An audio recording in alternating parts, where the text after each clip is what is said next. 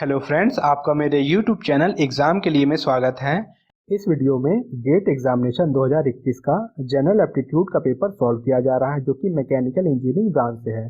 Friends, ये video सभी branch के लिए इम्पोर्टेंट है, क्योंकि सारे ही ब्रांच में जनरल एप्टीट्यूड के क्वेश्चन पूछे जाते हैं। आने वाले वीडियो में आपके लिए सभी ब्रांच के जनरल एप्टीट्यूड के क्वेश्चन सॉल्व किए जाएंगे। फर्स्ट क्वेश्चन है, कंसीडर द फॉलोइंग सेंटेंसेस। पहला सेंटेंस क्या है? After his surgery Raja hardly could walk. Second क्या है? After his surgery Raja could बेयरली walk. Third क्या है? After his surgery Raja बेयरली could walk. और फोर्थ क्या है? After his surgery Raja could hardly walk. अगर हम हार्डली और बेयरली ये दोनों वर्ड देखें तो इन दोनों वर्ड का एक ही सेंस मीन्स सेम सेंस है। वो क्या है? वो नेगेटिव। ठीक है फ्रेंड, इन दोनों वर्ड के पहले वर्ब का यूज किया जाता है। ठीक है फ्रेंड, जैसा कि आप देख सकते हैं कि ऑप्शन 1 और ऑप्शन 3 इन दोनों में जो हार्डली और बेयरली है उनके बाद वर्ब का यूज किया गया, तो ये सेंटेंस हमारे क्या हो जाएंगे? रॉन्ग हो जाएंगे। ठीक है फ्रेंड, ऑप्शन 2 में जो बेयरली है वो वर्ब के बाद है, और ऑप्शन 4 में भी हार्डली जो वर्ड है वो वर्ब के बाद है, तो ये दोनों स्टेटमेंट हमारा करेक्ट हुआ। तो करेक्ट ऑप्शन हमारा होगा ऑप्शन डी, 2 एंड 4। ठीक है फ्रेंड, नेक्स्ट क्वेश्चन है, Miss X came out of a building through its front door to find her shadow due to the morning sun falling to her right side with the building to her back. From this, it can be inferred that building is facing। सबसे पहले आप एक building बना लीजिए, ये building का front door है। ठीक है फ्रेंड, अब एक पर्सन है मिस एक्स, वो बिल्डिंग से बाहर आ रही है फ्रंट डोर से, तो ये उनका लेफ्ट साइड होगा और ये राइट साइड होगा। ठीक है फ्रेंड, अब क्वेश्चन में कह रहा है कि उनका शैडो उनके राइट साइड में बन रहा है। राइट साइड में अगर शैडो बनेगा तो सन कहाँ से राइज होगा? सन यहाँ से, तो ये डायरेक्शन हमारा क्या हो जाएगा? ईस्ट। ठीक है फ्रेंड, ये ईस्ट हो जाएगा, ये वेस्ट हो जाएगा। अब अगर हम डायरेक्शन की बात करें, देखिए अगर यहाँ ईस्ट है यहाँ वेस्ट है तो नॉर्थ ऊपर होगा, साउथ नीचे। ठीक है फ्रेंड, तो आपसे पूछ रहा है कि बिल्डिंग का फेस कहाँ पे होगा, तो बिल्डिंग का फेस कहाँ होगा? इस डायरेक्शन में। ये डायरेक्शन कौन सा है? साउथ। ठीक है फ्रेंड, तो हमारा आंसर क्या हो जाएगा? Option D. नेक्स्ट क्वेश्चन है, in the above figure O is the center of the circle and M and N lie on the circle. The area of the right triangle M1 is 50 centimeter square. What is the area of the circle in centimeter square? अगर ये circle है, इसका centre O है, तो ये क्या होगा? ये रेडियस स्मॉल आर। आपको इस राइट ट्रायंगल का एरिया दिया है, तो अगर हम ट्रायंगल के एरिया की बात करें तो वो क्या होगा? Half base into height. Base क्या है? रेडियस, और हाइट क्या है? वो भी रेडियस। ये इक्वल टू किसके है? ये है 50 सेंटीमीटर स्क्वायर के। तो यहाँ से आपकी आर की वैल्यू, रेडियस की वैल्यू क्या आ जाएगी? 10 सेंटीमीटर। ठीक है फ्रेंड, अगर रेडियस की वैल्यू आ गई तो सर्किल का एरिया आप इजीली निकाल सकते हैं। ये कितना हो जाएगा? ये होता है पाई आर स्क्वायर, तो पाई यहाँ पे 10 है तो ये हो जाएगा 100। तो आपका एरिया क्या निकल के आ गया? 100 पाई। 100 पाई आपका करेक्ट आंसर होगा। ये आपको ऑप्शन डी में दिया, तो ऑप्शन डी करेक्ट आंसर हो जाएगा। नेक्स्ट क्वेश्चन है, इफ यहाँ पे आपको सिंबल्स के मीनिंग दिए गए हैं। इसका सिंबल माइनस है, इसका डिवीजन है, इसका क्या है? प्लस है, और इसका क्या है? मल्टीप्लाई है। Then the value of the expression, ये आपको एक्सप्रेशन दिया है, इसकी वैल्यू फाइंड करना है। ठीक है फ्रेंड, सबसे पहले आप ब्रैकेट की वैल्यू फाइंड करेंगे, तो ब्रैकेट में ये ब्रैकेट है तो 4, इसका सिंबल का मतलब क्या है? इसका मतलब है डिवीजन, तो यहाँ से 4 डिवीजन 2। फिर इसका सिंबल का मतलब क्या है? मल्टीप्लाई 4, ये ब्रैकेट में। इसका मतलब क्या है? इसका मतलब है प्लस 3। इस सिंबल का मतलब क्या है? इसका मतलब है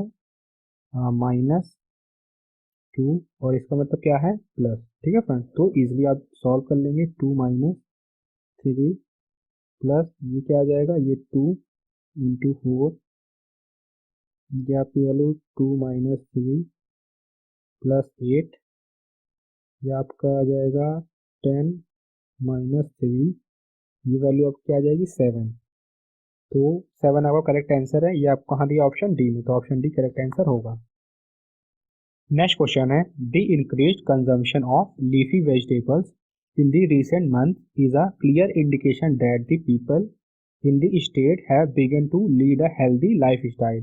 Which of the following can be logically inferred from the information presented in the above statement? पहला क्या है आपका? The people in the state did not consume leafy vegetables earlier. अगर आपसे ऑप्शन में पास्ट और फ्यूचर की बात करें तो वो क्या हो जाता है? रॉन्ग हो जाता है, क्योंकि आपको जो आंसर चूज करना है वो जो आपको पैराग्राफ दिया है उसी के बेसिक्स पे चूज करना है, ठीक है फ्रेंड, ना कि पास्ट और फ्यूचर पे। फिर अब बी देख लेंगे हम। Consumption of leafy vegetables may not be the only indicator of healthy life style. इसके बारे में भी कोई आपको इंफॉर्मेशन नहीं दिया तो ये भी रॉन्ग हो जाएगा। फिर सी क्या है? Leading a healthy life style is related to a diet with leafy vegetables. दोनों के बीच में रिलेशन आपको पैराग्राफ में दिया गया है, ठीक है फ्रेंड। तो ये हमारा स्ट्रॉन्ग स्टेटमेंट हो जाएगा, तो ऑप्शन सी हमारा करेक्ट आंसर भी होगा, ठीक है फ्रेंड। नेक्स्ट क्वेश्चन है, oxpeckers and rhinos manifest a symbiotic relationship in the wild. The oxpeckers warn the rhinos about approaching poachers, thus possibly saving the lives of the rhinos. Ox speakers also feed on the parasitic ticks found on rhinos. In this symbiotic relationship described above, the primary benefits for ox speakers and rhinos respectively are। अगर हम aux speakers की बात करें तो aux speakers एक bird की species होती है जो कि लार्ज एनिमल जैसे कि राइनोस और बफेलो के स्किन से फूड कलेक्ट करती है। पोचर्स की बात करें तो poachers a person who hunts animal illegal, ठीक है फ्रेंड। तो ऑप्शन सी हमारा करेक्ट आंसर होगा। Oxpeckers get a food source, जैसा कि पता है राइनोस की स्किन से क्या फूड कलेक्ट करती है। फिर आपको क्या दिया है? राइनोस में भी सेव फ्रॉम दी पोचर, ठीक है फ्रेंड। अगर पोचर्स आते हैं तो जो ऑक्स कीपर्स है वो उड़ जाती हैं, जिससे कि राइनोस को पता चल जाता है और राइनोस वहां से भाग जाता है, ठीक है फ्रेंड। तो दोनों का ही क्या यहाँ पे बेनिफिट आपको दिया गया है, तो ऑप्शन सी हमारा करेक्ट आंसर हो जाएगा। नेक्स्ट क्वेश्चन है, a jigsaw puzzle has two pieces, one of the pieces is shown above, which one of the given options for the missing piece when assembled will form a rectangle. The piece can be moved, rotate or flipped to assemble with the above piece। ये आपको एक piece दिया है और दूसरा piece आपसे पूछ रहा है, जबकि कंडीशन क्या है? एक रेक्टेंगल क्या हो? फॉर्म हो, ठीक है फ्रेंड। अगर रेक्टेंगल फॉर्म होगा तो उसका जो दूसरा पीस होगा वो कैसे बनेगा, इसका देख लीजिए आप। ऐसे पीस कुछ बनेगा, ठीक है फ्रेंड। ये सेकंड पार्ट हो गया। ये सेकंड पार्ट किससे मैच कर रहा है? ऑप्शन ए से। ध्यान से देखिए आप, ठीक है फ्रेंड। तो ऑप्शन ए आपका करेक्ट आंसर हो जाएगा। नेक्स्ट क्वेश्चन है, the number of hens, ducks and goats in farm P R 65, 91 and 169 respectively. The total number of hens, ducks and goats in a nearby farm P is 416। The ratio of hens, ratio ducks, ratio goats in farm Q is 5:14:13. All the hens, ducks and goats are sent from farm Q to farm P. The new ratio of hens, ducks, goats in farm P is। सबसे पहले farm P का आप पूरा number लिख लेंगे। इसमें हैन कितनी है? हैन है 65। फिर डक कितनी है? डक है 91 और गोट कितनी है? ये है 169। फिर फॉर्म क्यू में आपको टोटल नंबर 416 दिया है और रेशियो दिया है। तो अगर रेशियो को आप सम करेंगे तो पूरा रेशियो कितना आ जाएगा? ये आपका आ जाएगा 32 रेशियो। तो 32 रेशियो इक्वल टू 416, तो 1 रेशियो कितनी आ जाएगा? 1 रेशियो की वैल्यू आपकी आ जाएगी 13। तो यहाँ से आप तीनों का नंबर निकाल सकते हैं। सबसे पहले हैन का क्या हो जाएगा? ये आपका आ जाएगा 13 × 5, ये आपका कितना आ गया? 65।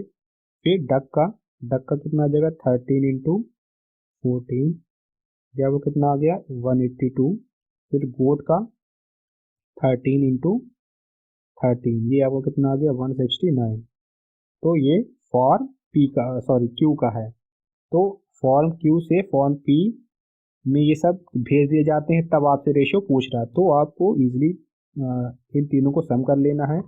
तो सम करेंगे तो 65 + 65 कितना आ जाएगा?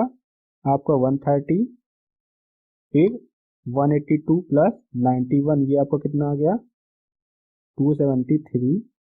फिर 169 प्लस 169, ये आपका कितना आ गया, ये आपका आ गया कितना 338।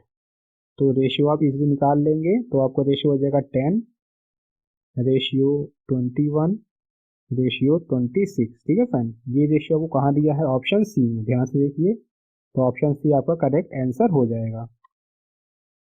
नेक्स्ट क्वेश्चन है the distribution of employees at the rank of executive across different company C1, C2, C6 पर। ठीक है friend, is presented in a chart given above. The ratio of executive with a management degree to those without a management degree in each of these companies is provide in the table. अब अभी आपको table दिया गया। ठीक है friend, the total number of executives across all company is 10,000। ठीक है friend, the total number of management degree holders among the executives in company C2 and C5 together is. आपको टोटल कितना है 10,000। तो 10,000 में आपका C2 की वैल्यू आप निकालोगे, C5 की वैल्यू निकालोगे। तो C2 में है 5%, तो 10,000 का 5% कितना हो जाएगा, ये आपका आ जाएगा 500।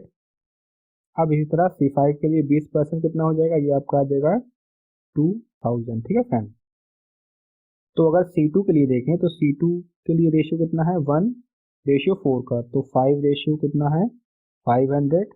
तो 1 रेशियो की वैल्यू कितनी हो जाएगी, ये हो जाएगी 100। ठीक है फ्रेंड, तो यहाँ पे आपको जो मैनेजमेंट डिग्री वाले हैं वो कितने हो जाएंगे 100, ये C2 में है। प्लस अब आपको C5 में देखना है, C5 का रेशियो 9:1 है, तो टोटल 10 रेशियो। तो 10 रेशियो किसके इक्वल होगा 2,000 के, तो ये इसके इक्वल हो गया। तो 1 रेशियो की वैल्यू क्या हो जाएगी, 1 रेशियो की वैल्यू हो जाएगी आपकी 200। ठीक है फ्रेंड, 200। अब आपको 9 रेशियो की वैल्यू फाइंड करनी है, तो 9 इंटू 200, ये आपकी कितनी आ जाएगी 1800। ये आपका कितना आ गया, ये 1800, ये आपके मैनेजमेंट डिग्री होल्डर है। तो आपसे C2 और C5 का पूछ रहा है, तो C2 का 100 है और C5 का कितना है 1800। तो टोटल कितना हो गया 1900, 1900। ठीक है फ्रेंड, तो 1900 आपका करेक्ट आंसर हो जाएगा। देखते हैं किसमें है 1900, आपका ऑप्शन सी में दिया है, तो ऑप्शन सी करेक्ट आंसर हो जाएगा। नेक्स्ट क्वेश्चन है 5 P, Q, R, S and T are sitting in a row, not necessarily in the same order. Q and R are separated by 1% and S should not be seated adjacent to Q. The number of distinct seating arrangements possible is। आपसे कह रहा 5% है P, Q, R, S, T, जिनमें Q, R के बीच में एक person है। ठीक है फ्रेंड, जो कि Q, R को सेपरेट कर रहा है। और दूसरी कंडीशन क्या है कि S Q के पास में नहीं होना चाहिए, ना तो यहाँ होगा ना तो यहाँ होगा। ठीक है फ्रेंड, तो इसमें हम देखेंगे कितना अरेंजमेंट पॉसिबल हो सकता है। सबसे पहले कौन सा अरेंजमेंट होगा, देखिए Q, P, R, S, T। फिर दूसरा क्या होगा, P को इधर कर दीजिए, Q, R, T, S। फिर उसके बाद P, Q, T, R, S। फिर नेक्स्ट आपका S, P, Q, T, R। फिर नेक्स्ट आप क्या है R, P, Q, T, S। फिर उसके बाद है आपका S, S, R, P, Q, T। फिर नेक्स्ट आपका क्या है S, P, R, Q, T। फिर नेक्स्ट आपका है P, S, R, T, Q।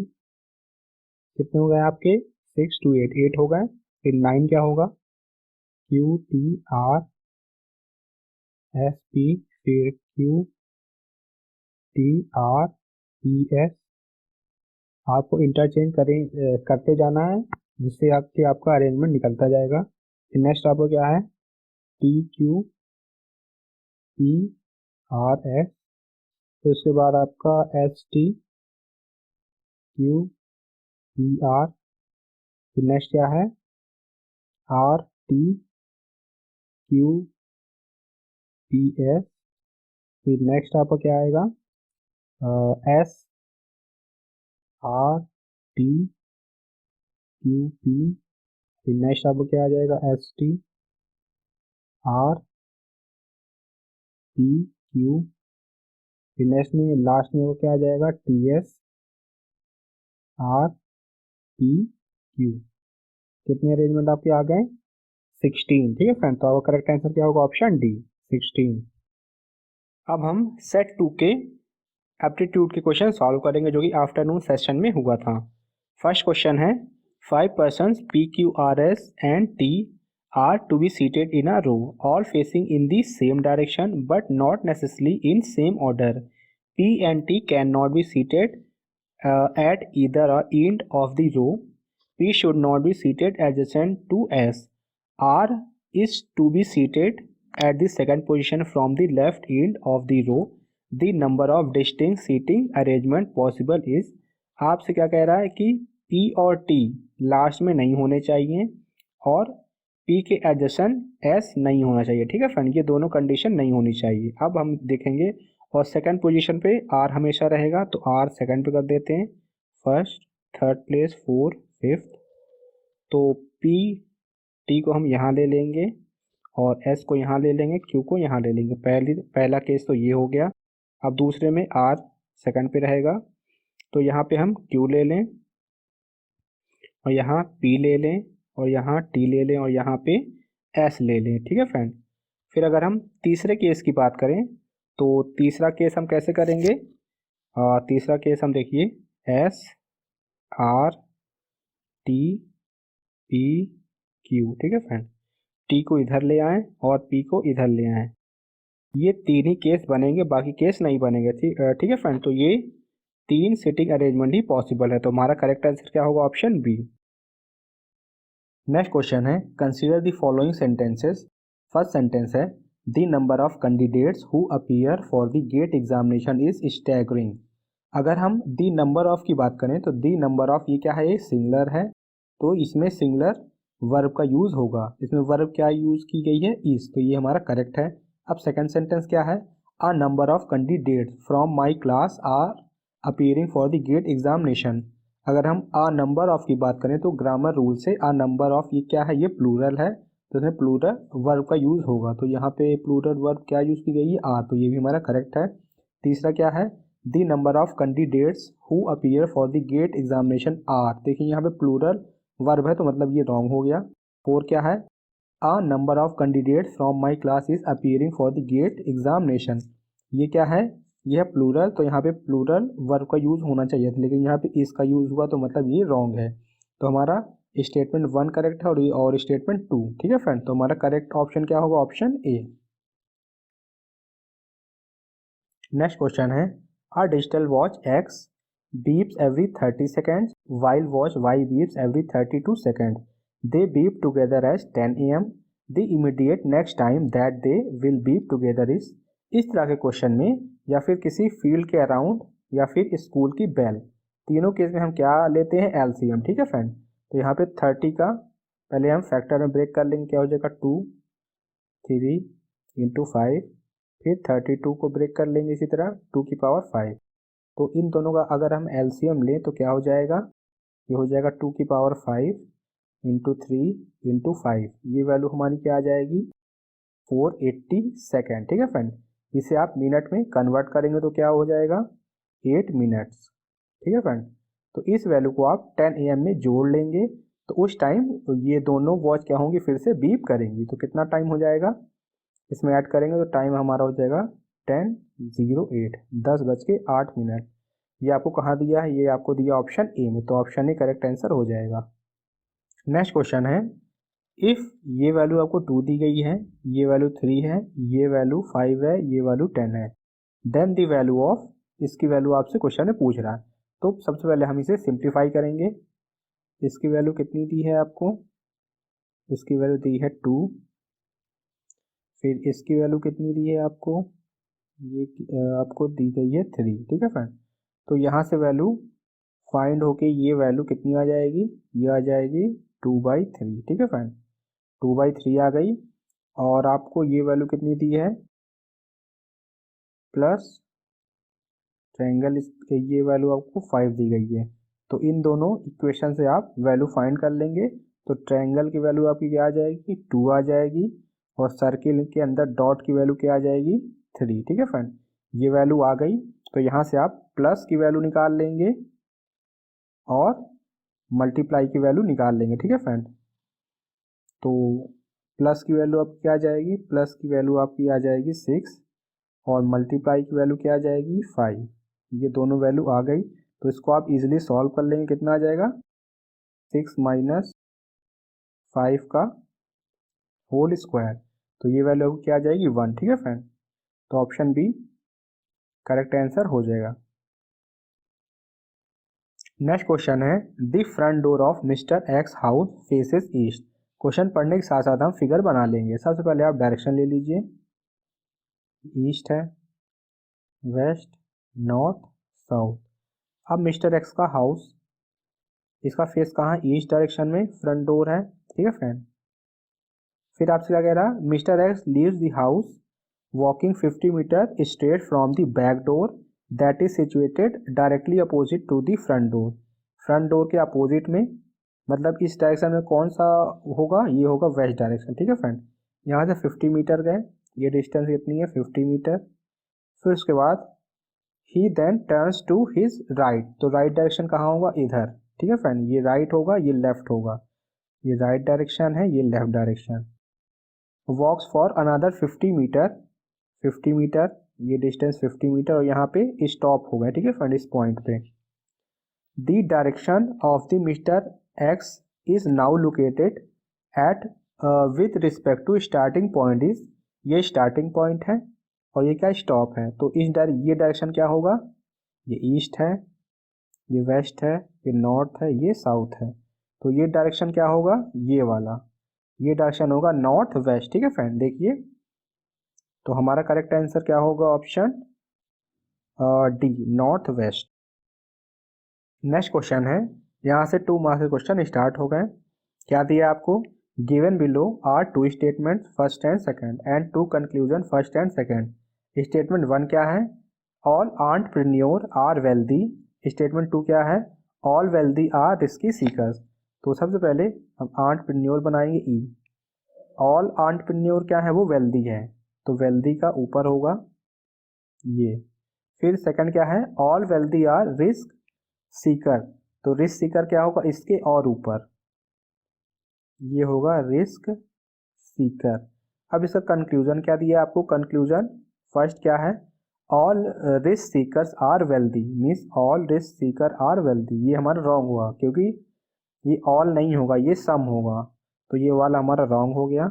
अब दूसरा कंक्लूजन आपको क्या दिया है, only some entrepreneurs are risky seeker, only some entrepreneurs are risky seeker. ये एंटरप्रेन्योर किसके अंदर आ जाएगा, रिस्क सीकर के, तो मीन्स ऑल एंटरप्रेन्योर क्या हो जाएंगे, रिस्क सीकर, ना कि ओनली सम। तो ये भी हमारा कंक्लूजन रॉन्ग हो जाएगा। तो इसमें दोनों ही रॉन्ग हैं, तो हम देख लेंगे कौन सा ऑप्शन सही होगा। यहाँ पे आपको ऑप्शन सी करेक्ट आंसर होगा। देखिए, neither conclusion 1 nor 2 is correct. Next question है, a box contain 15 blue balls and 45 black balls. If 2 balls are selected randomly without replacement, the probability of an outcome in which the first selected is a blue ball and the second selected is a black ball is, ठीक है friend, तो 2 ball आपको randomly select करना है, तो उसकी probability सबसे पहले क्या होगी, उसकी होगी, टोटल कितनी बॉल है, 15 ब्लू बॉल है और 45 ब्लैक बॉल है। ठीक है फ्रेंड, तो टोटल बॉल कितनी हो जाएंगी, टोटल हो जाएंगी 60।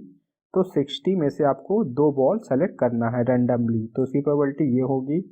फिर कंडीशन क्या है, पहली बॉल क्या हो, वो ब्लू हो और दूसरी क्या हो, वो ब्लैक हो। तो पहली बॉल ब्लू मीन्स 15C1 और दूसरी क्या हो ब्लैक, तो ये क्या होगा 45C1।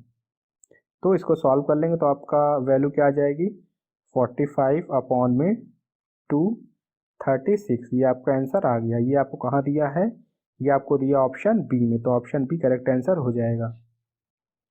नेक्स्ट क्वेश्चन है, the ratio of the area of the inscribed circle to the area of the circumscribe circle of an equilateral triangle is, ये ट्रायंगल आपको इक्विलैटरल दिया है, मान लीजिए साइड इसकी ए है, तीनों साइड क्या होगी इक्वल, ठीक है फ्रेंड।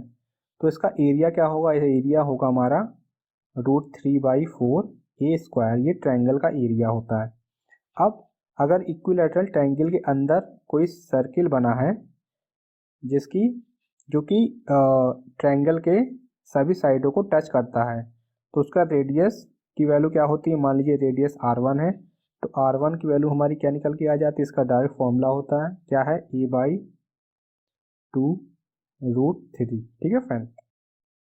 अब जो ट्रायंगल सर्कमस्क्राइब है, मतलब ट्रायंगल के बाहर बन रहा है, उसका रेडियस क्या होगा, मान लीजिए r2 है, r2 की भी डायरेक्ट वैल्यू होती है, ये क्या होती है, r2 इक्वल टू होता है a/√3। r1 r2 की वैल्यू आ गई। अब रेशियो आप कैसे निकालेंगे, रेशियो छोटे वाले सर्किल का एरिया πr1² और बाहर वाले सर्किल का एरिया πr2²।